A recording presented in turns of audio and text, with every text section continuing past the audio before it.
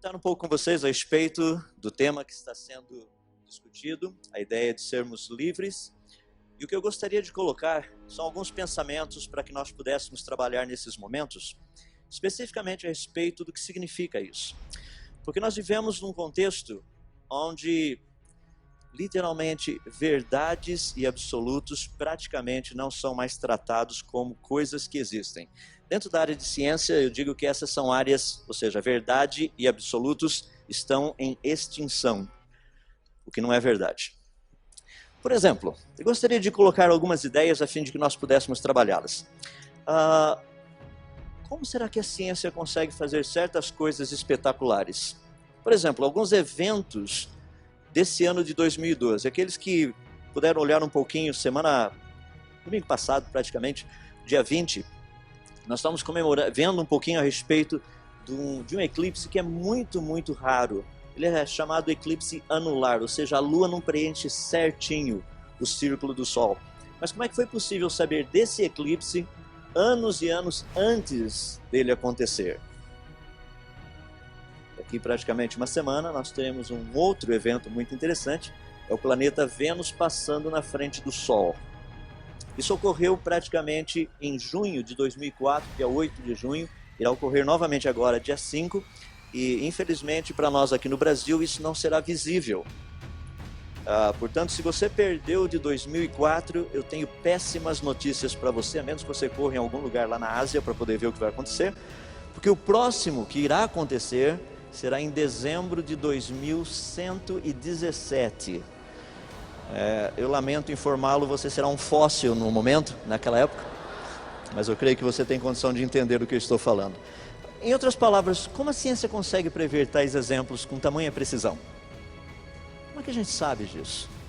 Porque nós somos informados que verdades não existem, absolutos não existem, e como é que nós sabemos quando coisas vão acontecer? Porque existe um falso ensinamento que está rodando por aí, que está contaminando o mundo atual. Esse falso ensinamento tem tudo a ver com a fé que nós dizemos ter e acreditar. Eu creio que você já está cansado de ouvir essas coisas. Tudo é relativo. Absolutos não existem. Eu passei uma experiência muito interessante alguns anos atrás, com respeito a isso, porque numa universidade, após dar a palestra, justamente foi essa a proposta feita por um professor, e ele disse: todos nós sabemos que absolutos não existem. Eu fiz uma pergunta bem simples a ele, eu creio que você teria condição de fazer a mesma pergunta. A pergunta é: senhor, tem certeza? É uma pergunta básica, qual a resposta? Se ele respondesse sim, seria um absurdo, ele acabou de dizer que absolutos não existem. Ele não poderia dizer sim. Se ele falasse não, seria péssimo para a imagem dele, porque ele disse que absolutos não existem. Em outras palavras, ele perdeu uma grande oportunidade de ficar de boca fechada. Nós precisamos aprender a tratar com essas questões. Absolutos existem, verdade existe. A Bíblia cita um caso muito interessante lá no livro de Juízes, tanto no capítulo 7, quanto no capítulo 17, quanto também no capítulo 21, quando ele fala especificamente que o povo fazia aquilo que ele queria fazer, como se Deus não existisse. Cada um era lei para si mesmo. Nós vivemos uma época muito parecida hoje. Cada um faz o que quer, do jeito que quer, a hora que quer, e não existe mais uma necessidade de consultarmos o que Deus pensa a respeito disso. Essa é uma ideia que tem sido colocada de uma forma muito reta e direta através de um conceito chamado teoria da relatividade. Eu gostaria, portanto, de gastar alguns minutos com vocês tratando disso. Eu não vou tratar de teoria da relatividade aqui, eu não vou ensinar teoria da relatividade, mas eu quero que você entenda a pensar dentro do contexto da geração que nós vivemos, que é uma geração confusa. Afinal de contas, as pessoas dizem absolutos não existem, verdade relativa. Espera aí. Albert Einstein, quando ele desenvolveu a sua teoria da relatividade, ele descreveu de uma forma muito interessante. Segundo a relatividade, duas coisas ocorrem. A primeira delas é a contração do espaço e o segundo a dilatação do tempo. Só coloquei as equações bonitinhas aí, cai no vestibular, se você vai fazer vestibular, aprenda. Mas o que eu quero que você perceba nessas equações é que as pessoas falam: não, então tudo é relativo, tempo é relativo, espaço é relativo, tudo é relativo. Não é verdade. Nas equações de Einstein, para que relatividade exista, a velocidade da luz tem que ser um absoluto. Até na teoria da relatividade existem absolutos. Ou seja, o espaço e o tempo são relativos em função de um absoluto, que é a velocidade da luz. Absolutos existem. Não se deixem levar por essa ideia maluca que está aí fora, que absolutos não existem. Eles existem. Tem um segundo ponto que é muito importante, que nós tratamos do aspecto da verdade. A verdade está geralmente relacionada com informação. Eu gosto de fazer algumas perguntas, são bem pertinentes. Por exemplo, se eu lhe perguntasse qual a sua idade, você iria mostrar a sua idade, dizer quantos anos você tem, mas se eu lhe perguntasse, por favor, me prove. Aí você poderia pegar, por exemplo, a sua certidão de nascimento, sua cédula de identidade, sua carteira de motorista, seja lá o que for, e falar, aqui está a evidência. Eu diria o seguinte: você acredita num pedaço de papel, porque tua certidão de nascimento nada mais é do que um pedaço de papel, tua carteira de motorista nada mais é do que um pedaço de papel, seu RG nada mais é do que um pedaço de papel. Você está dizendo que toda a evidência que você tem da sua idade é um pedaço de papel. Impressionante. Você fala, não, peraí, tem meu pai e minha mãe. Pior ainda, agora você acredita em testemunhas também. Ou seja, você acredita em pedaços de papel, acredita em testemunhas. Eu fico pensando, por que será que as pessoas têm tanta dificuldade em crer na Bíblia? Porque a Bíblia também é um pedaço de papel e foi escrita por testemunhas. Qual a diferença?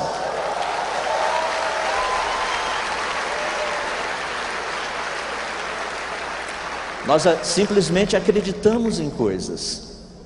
Deixa-me dar mais uma que é interessante. Se eu perguntar para você, o sol está brilhando lá fora? Aí está a cidade de São Paulo, o sol brilhando, uma temperatura agradável. As pessoas falam, mas claro que o sol está brilhando. Deixa-me perguntar novamente, o sol está brilhando? Você fala, você não falou lá fora, correto. Eu estou perguntando se o sol está brilhando. A resposta é bem simples, nós não sabemos. Você fala, mas como? Se abrir a porta ali, você vai ver o sol brilhando. Não, o sol estava brilhando. Ele estava brilhando há 8 minutos e 19 segundos atrás, porque foi o tempo que demorou para a luz sair de lá e chegar até aqui. E se ele explodiu agora? Daqui 8 minutos e 20 segundos nós ficaremos sabendo. O sol está brilhando? Não sei, porque eu sei que ele estava. Essa é uma verdade, mas nós simplesmente nos apegamos a coisas que no fundo, elas podem ser verdade, mas nós não sabemos porque não há uma maneira de testá-las. Por exemplo, no ano de 1006, alguns astrônomos, não astrólogos, mas os astrônomos chineses, árabes, egípcios, perceberam um novo pontinho lá no céu durante a noite, uma estrela, chamaram de, ficou conhecida hoje como supernova. No fundo era uma estrela que havia explodido. Eles observaram no dia 1º de maio do ano de 1606. Pouco tempo depois, cerca de 50 anos mais tarde, no ano de 1054, uma outra supernova foi percebida. Interessante porque também chineses, árabes, egípcios, todos esses astrônomos anotaram, fabuloso, mais uma outra estrelinha que explodiu. Em 2004 nós observamos mais uma outra estrelinha explodindo por aí. Em 2011 nós observamos mais uma outra estrelinha explodindo por aí. Fascinante. Deixa eu falar da história a respeito dessas estrelas para você entender a respeito de verdade e informação. A foto que vocês estão vendo, onde eu estou passando o mouse aqui em cima, ela foi tirada no ano de 1969. Foi fotografada uma pequena estrelinha ali chamada Sandulik. No ano de 1987, a Sandulik explodiu. Foi fotografada a explosão dela. Fascinante. O fascinante é que quando nós tiramos aquela foto em 1969, a estrelinha chamada Sandulik já havia explodido. Fala, peraí, então nós tiramos uma fotografia de uma estrela que não existia. Correto. É que a luz da explosão não tinha chegado aqui, essa estrela explodiu alguns milhares de anos atrás. Mas em 1969 ela estava lá. Não, ela não estava mais lá. A luz da explosão não tinha chegado até aqui ainda. Você fala, rapaz, a coisa está séria. A coisa está muito séria, porque se nós saímos perguntando aí, afinal de contas, o que você acredita? Isso daí nos leva a uma pergunta muito interessante que muitos astrônomos têm feito, que é bem simples, que é justamente essa pergunta: será que o universo ainda existe? Porque se o universo tiver explodido, rapaz, a luz da explosão não chegou aqui, mas não há uma maneira de testar que ele ainda está lá. Tudo que nós podemos dizer é que nós não sabemos. Existe uma boa possibilidade que ele esteja lá, mas não é certeza que ele esteja lá. Quero lhe fazer uma pergunta relacionada com isso. Como saber então? Primeiro, existe um aspecto que é muito importante, porque todos nós somos muito tendenciosos. Eu não tenho a menor dúvida. Todas as vezes que eu apresento isso aqui, eu vejo quantas pessoas são tendenciosas. Observe. Somos tendenciosos ou não? Claro que nós somos tendenciosos. E se deixar, vocês vão ficar até o final da semana que vem gritando e tudo mais. A gente não vai chegar num acordo. Mas por que você gosta do time A e não do time B? Não é por uma questão de estatística. Não é uma questão de probabilidade estatística.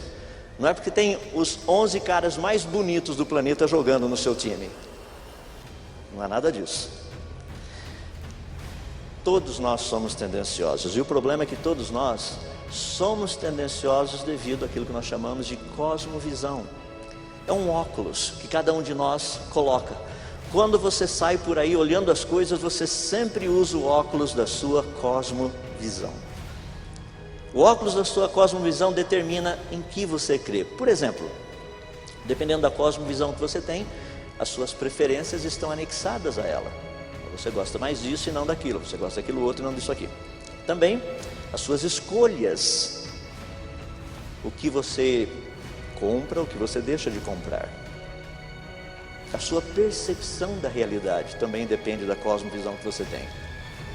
Ah não, isso daí é certo, não tem nenhum problema. Não, isso aí é errado, não pode fazer desse jeito. Questão da informação que você recebe, o filtro que você usa para escolher as coisas. As pessoas estão falando alguma coisa, você está lá do outro lado do planeta ligado em qualquer outro negócio. Por quê? Porque aquela informação não é relevante. Por que ela não é relevante? Devido à sua cosmovisão. Você está pensando em outra coisa. A cosmovisão influencia também as nossas atitudes. A cosmovisão influencia também as nossas propostas. A cosmovisão influencia também os nossos alvos. A cosmovisão influencia também o nosso estilo de vida. Cosmovisão, na essência, é a nossa crença. Aquilo que nós cremos como verdade, ou aquilo que nós aceitamos como verdadeiro. Bom, verdades existem, absolutos também existem. Agora, eu queria fazer uma pergunta bem básica para você poder pensar, que o meu alvo é fazê-lo pensar. A pergunta é bem simples: como você sabe que o que você sabe é verdade? Essa não é uma pergunta difícil, o difícil é respondê-la. Como você sabe que o que você sabe é verdade? Ah, isso aqui não tem nenhum problema. Como você sabe que isso é verdade? Ah, isso aqui não pode fazer. Como você sabe que isso é verdade? Não, mas isso aqui é de forma nenhuma. Como você sabe que isso é verdade? Então nós precisamos entender um pouco a respeito disso, do que nós sabemos ser verdade e a verdade propriamente dita. Por exemplo, nós precisamos aprender a diferenciar entre o que a ciência fala e aquilo que é preferência científica. Eu fico assim impressionado porque dentro da área da ciência, como um físico, matemático, eu vejo que as pessoas estão hoje brigando por preferências, não mais por ciência. Deixa eu dar um exemplo bem simples. Talvez um dos mais conhecidos ateus no mundo atualmente, Richard Dawkins, ele diz o seguinte: Darwin o chutou, esse "ou" aí é Deus, tá? Darwin o chutou para fora da biologia, mas a física continuou mais duvidosa.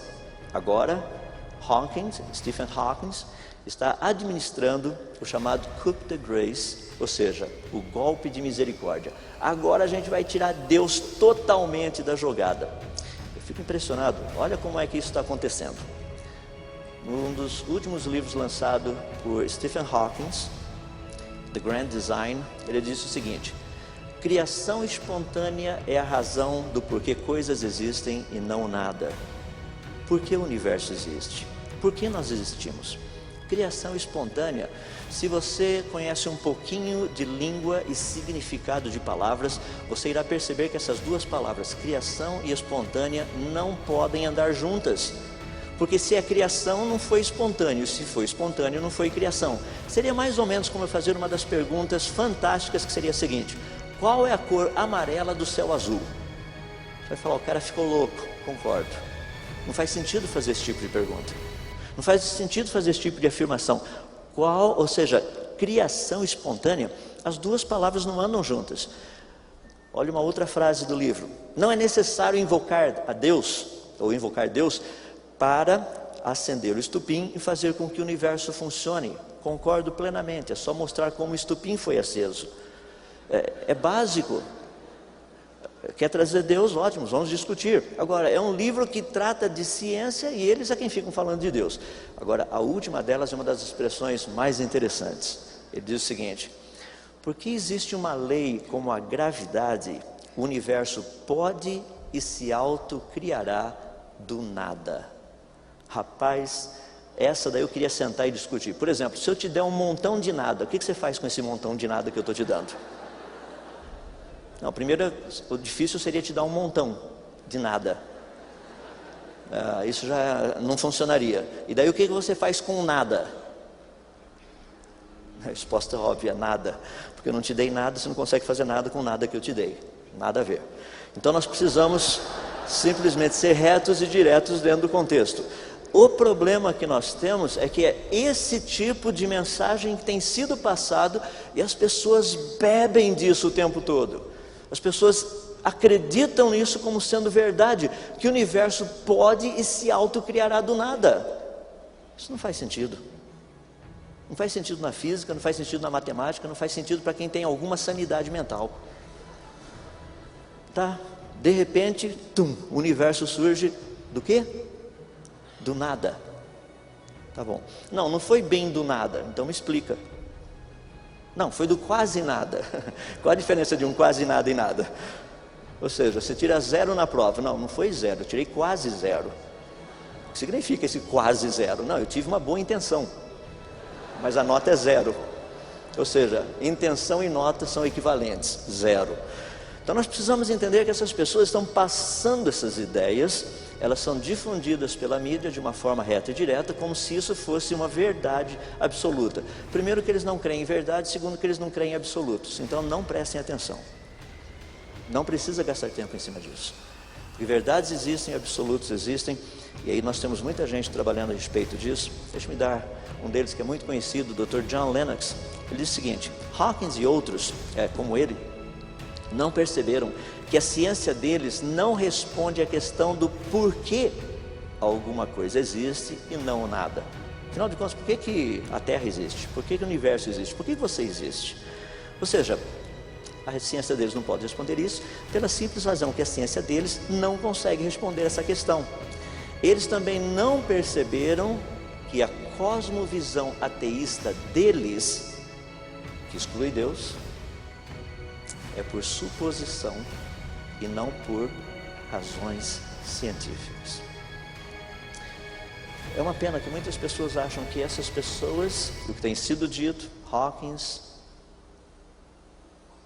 Dawkins e todos os Onkins e Ankins que tem por aí, o que eles têm literalmente colocado são uma quantidade de informação ou informações que não representam a verdade. Vamos observar um pouquinho a respeito da verdade. Primeiro, quando nós tratamos da questão, e eu tenho mencionado muito isso, a questão do criacionismo, muitas pessoas fazem uma confusão muito grande. Seria possível demonstrar que o universo e a vida foram criados? A resposta é sim, é perfeitamente possível. Não se deixe enganar, isso é possível. Muita gente chega e fala assim: claro, é só pegar a Bíblia. Não estou dizendo pegar a Bíblia. Vamos observar algo um pouquinho importante nisso. Criacionismo, na sua essência, não é uma tentativa de provar que Deus existe ou mesmo que Deus criou o mundo. Não é essa a proposta, porque isso é impossível. Não é possível provar que Deus existe. Essa é uma má notícia para aqueles que creem em Deus. mas não é possível provar que Deus não existe. Essa é uma notícia pior ainda para aqueles que são ateus, porque são todos crentes.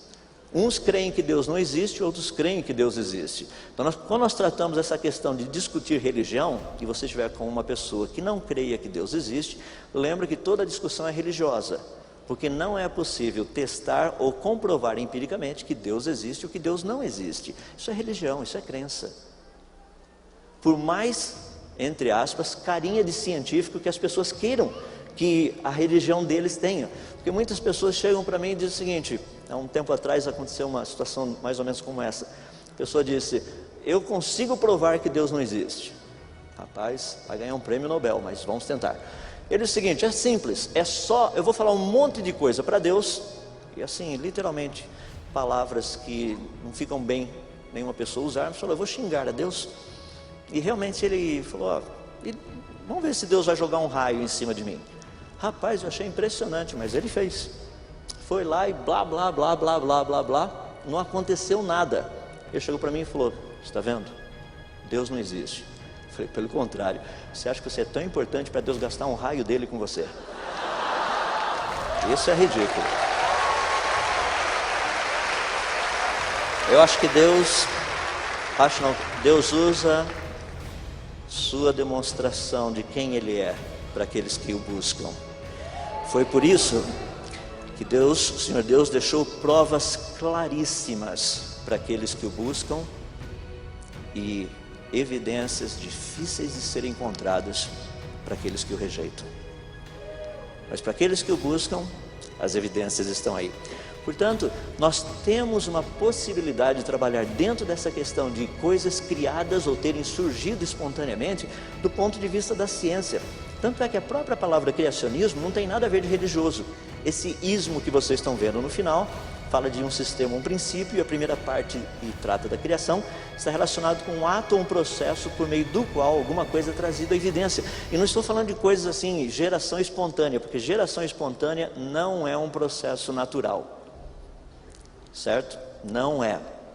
Então nós temos que criacionismo nada mais é do que um conjunto de propostas científicas e testáveis que demonstram que a vida e o universo e a complexidade que neles existe não teria vindo à existência por meio de processos naturais e leis da natureza. É bem simples a coisa, não é difícil, não é complicado. Então, quando nós tratamos essas questões, muitas pessoas fazem algumas confusões quando nós tratamos dos tipos diferentes de criacionismos. E deixe-me colocar para que você entenda, para poder discutir com sabedoria, com uma pessoa que tem interesse em falar a respeito dessa questão. Afinal de contas, o universo foi criado ou não? Deixa eu fazer uma pergunta bem básica, de novo. Olha que interessante, qual a sua idade? Você não consegue provar nem a sua idade, e você acha que cientista consegue provar a idade do universo. Você não consegue dizer se exatamente quantos anos você está vivo, e os cientistas conseguem dizer há quantos anos o universo existe. É possível fazer uma estimativa? Claro que sim. Ao olhar para você, eu diria: você não tem 6 meses de idade. Mas eu diria também, dependendo de quem é você, eu falava: você também não tem 80 anos de idade. A menos que você seja um Benjamin Button, está indo na direção contrária, daí outra história, daí eu não teria nada para falar. Mas se você é uma pessoa normal desse planeta, é possível fazer uma estimativa. Você fala: mas é isso que os cientistas fazem. A pergunta é se eles estão certos. Então nós precisamos aprender a testar. Então seria possível demonstrar que o universo e a vida teriam vindo à existência espontaneamente? Seria possível demonstrar que o universo e a vida não teriam vindo à existência espontaneamente? A resposta é sim. E aí é onde você encontra as diferenças entre criacionismo científico, criacionismo bíblico, criacionismo religioso. Todos eles são diferentes. Vou dar uma passadinha rápida só para você entender. No criacionismo científico, nós trabalhamos com leis da natureza e processos naturais. Só isso. Afinal de contas, se eu pegar algo aqui, largar por 1 bilhão de anos, o que vai acontecer? Depende de qual processo natural estaria ocorrendo durante esse 1 bilhão de anos. Se não tiver processo natural nenhum, não vai acontecer nada. Eu brinco com as pessoas: se você colocar um copo de água destilada pegar essa aguinha, colocar dentro de um tubo de ensaio, colocar um pouco de pó, ou seja, terra, do planeta Terra, destilada, dentro do tubo de ensaio também, colocar um pouquinho de ar, totalmente assim, sem nenhuma contaminação, nadinha, tchum, e fechar. Dali 1 bilhão de anos você teria o quê? Aquilo que você colocou e mais nada. Você fala, mas com a Terra foi diferente. Dá para seguir o raciocínio? Por que com a Terra seria diferente daquilo que com um tubo de ensaio a gente sabe que não acontece? Quando nós tratamos, portanto, dessas questões, o criacionismo científico trata de todas essas áreas. Criacionismo religioso não. O criacionismo religioso é aquele que diz por que um certo Deus teria criado o mundo, por que um Deus, sei lá o que, teria achado bom fazer a Terra. Geralmente eles estão contando aquilo que eles acham que é Deus, em última análise. Ou seja, um Deus extremamente solitário resolveu criar a humanidade. Que maravilha! Depois que ele viu o que ele criou, ele foi fazer outra coisa. Falou assim, que dor de cabeça esse povo que eu criei. Eu não vou destruir porque daí pega mal para a minha fama. Então eu não vou fazer nada disso. Afinal de contas, a Bíblia fala disso. Por que Deus teria criado o mundo? Não, a Bíblia trata do criacionismo descritivo. Deus vai contando o que ele fez. Você pega lá em Gênesis capítulo 1, versos 8 e 9, diz o seguinte, Deus falando, ajuntem-se as águas num só lugar e apareça a porção seca. Fabuloso. Logo no comecinho da Bíblia você vê que o planeta Terra, na sua origem, tinha um único continente chamado Pangeia. Está na Bíblia, no primeiro capítulo. Esse ano, 2012, é que nós estamos comemorando 100 anos dessa proposta. Em 1964, um grupo de cientistas lá na Inglaterra, eles se reuniram para ver se essa proposta, que um dia o planeta Terra tinha tido um único continente, se era algo plausível ou não. Espera aí, a Bíblia já falava isso. Quando você pega lá em Gênesis capítulo 2, fala da descrição a respeito da mulher. Eu tenho usado essa ilustração vez após vez, porque é importante as pessoas entenderem. Deus chega ali para o nosso amigo Adão, que ele tinha acabado de criar, viu que não era bom ele estar sozinho, e diz assim, eu vou fazer uma companheira para Adão. E qual o processo que Deus usa para fazer essa companheira? Uma forma bem simples.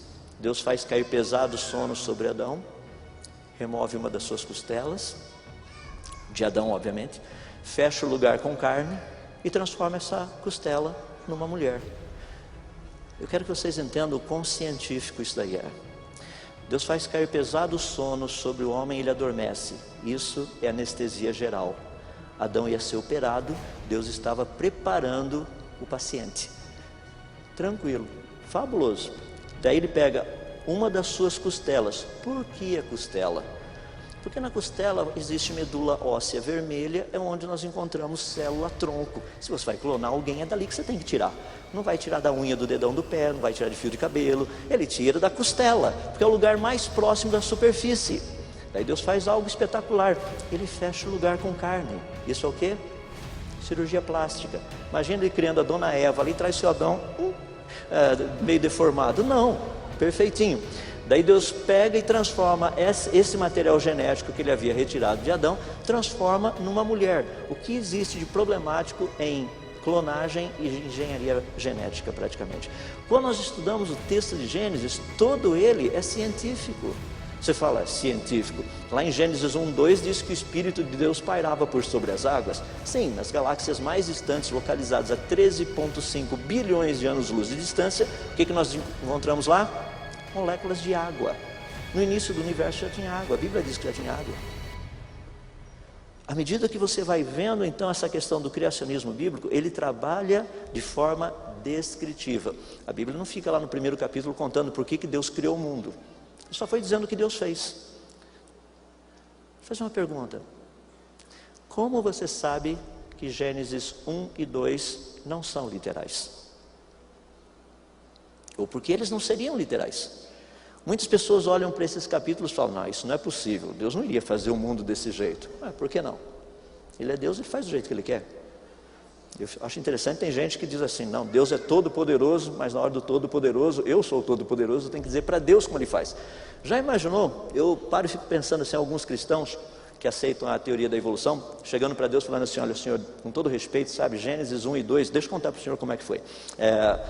não foi bem desse jeito está escrito, porque o senhor sabe, Moisés, ele viveu numa cultura totalmente diferente, ele tentou escrever para o povo dele, então ele pegou aquelas coisas da época dele, que ele morava lá no Egito, o senhor sabe disso, né? O senhor até ajudou um pouquinho lá, então nessa época, Moisés, sabe, ele colocou aquilo que, não se deixe enganar, os egípcios eram evolucionistas. Os egípcios acreditavam que os seres humanos tinham vindo daquelas minhoquinhas que ficavam lá na beiradinha do rio Nilo, do jeitinho que a maioria das pessoas acredita hoje, que o antepassado deles foi uma ameba, se bem que o cérebro não evoluiu, vocês sabem, para acreditar nisso tem que continuar com o cérebro de uma ameba, ou seja, a ameba não tem cérebro, então é bem básico a coisa. É importante